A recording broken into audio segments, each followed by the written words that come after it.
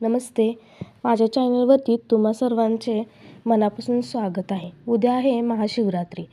तर म्हटलं शिवरात्रीसाठी आपण हातावर मेहंदी काढावी. आता शिवरात्रीसाठी मेहंदी काढायची आहे म्हटल्यानंतर एखादी तरी महादेवांचं नाव त्याच्यामध्ये आलंच पाहिजे. तर मी शिव हे नाव काढलेलं आहे. अगदी साध्या आणि सोप्या पद्धतीचं मेहंदी ट्युटोरियल हे आहे.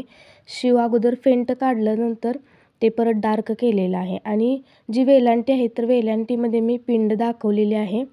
तुम्ही बघू शकता व्हिडिओमध्ये कशा प्रकारे ती आणि त्यात त्रिशूळसुद्धा काढलेलं आहे. असे 2 टॅटू पॅटर्न आहे. यानंतर त्याला छोटीशी वेल पण काढलेली आहे.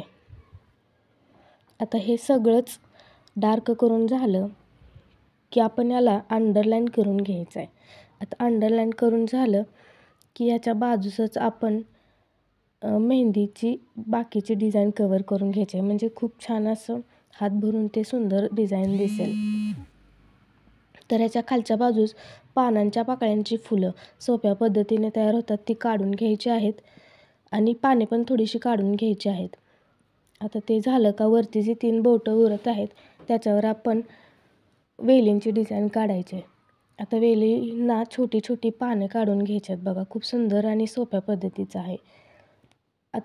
आता पूर्णपणे वेली तयार झाल्या की याच्यामध्ये डॉटच्या आकारची छोटी छोटी फुले द्यायची आहेत. म्हणजे मधला गॅप कंप्लीट होईल.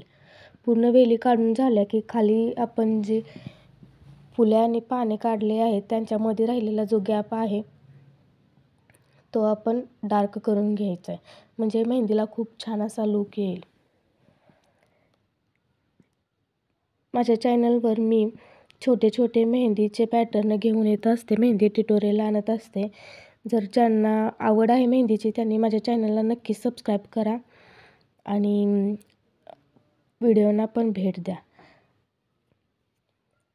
अगदी सोपं आणि मराठी भाषेतलं माझं हे मेहंदी ट्युटोरियल तुम्हाला कसं वाटलं नक्की सांगा.